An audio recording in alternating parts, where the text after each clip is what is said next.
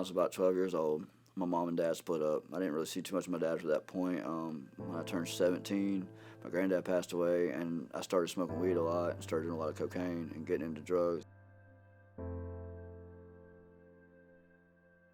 When I was about 24, I ended up hurting myself in a car accident and getting on pain pills real bad and got hooked on them for the next 10 years. I was pretty bad off on pain pills and methamphetamines. I was selling meth and decided that we were going to use a U-Haul truck to do it. Well, a friend of mine had borrowed the U-Haul truck the night before and stole a bunch of copper from Georgia Power. And in effect, the police come looking for him at my house and found me in a truck and decided to search my house. And in searching my house, they found pistols, drugs, money, and a bunch of paraphernalia and stolen items. 27 months ago, I was locked up in Harris County Jail.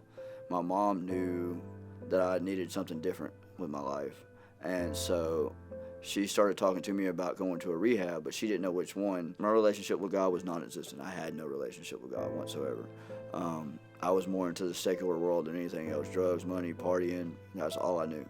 All I knew was how to get my next hire, my next sack. I didn't really know anything about God. But when I went to jail the very last time, I had a guy in my dorm that started doing a Bible study. And I was looking at 15 years in prison, so I thought, when you have nothing left, that's when you turn to God. I started reading the Bible and doing Bible studies in my dorm. And I started talking to the lady on the kiosk, which I didn't know who it was at the time, that was answering me back and forth about going to rehab instead of prison.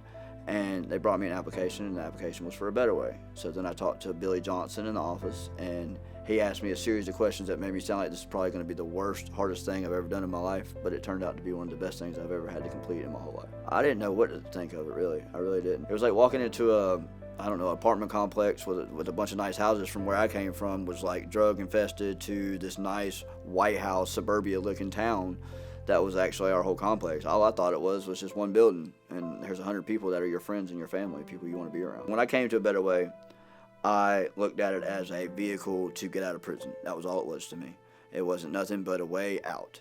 All right, but then once I was here for a couple months and I left, and then when I left and I came back, and I was like, okay, this is what I'm going to do. No matter what I go through or how I go through, I'm not going to leave. I don't care how hard it gets, and believe me, it got hard. I met a guy named Anthony Dove and a couple other people that became, and Alfred Jones, and they became really good friends of mine, but they also were my mentors in the program. So I left, and when I left, I decided I was going to go back home. Well, I went to the Publix down the street from the ministry. I walked from the warehouse and met a guy named Adam Black on the side of the road. And this guy, I told him the story of where I'd left and where I'd been, and he told me his story, and he said, well, I've been up for 3 days on meth. I just stole this bike. It's got 2 flat tires. I'm still in Fixing Flat from Kroger, and I asked him if he had a place to stay. He was like, yeah, but it has no power. And then I started putting 2 and 2 together. God's like, hey, this is you if you leave.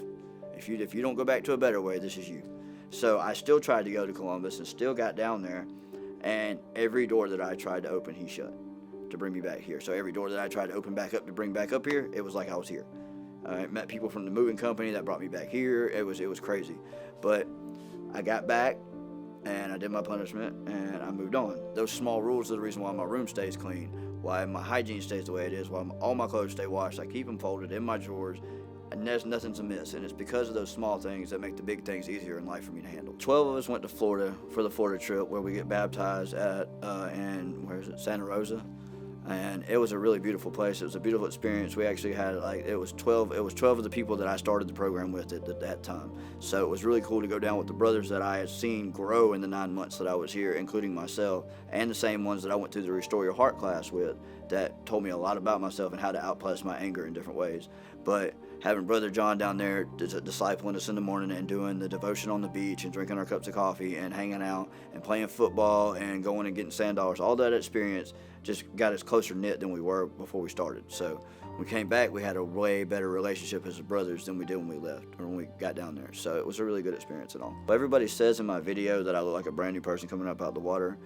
I remember that when I went down there, I had a bunch of baggage, and a friend named Todd had told me that this guy had prophesied with me on stage the week before I went down there to get baptized, and he said that no matter what, that God seen me, seen who I was, and knew he was there, and he was publicly announcing his faith to me as a person.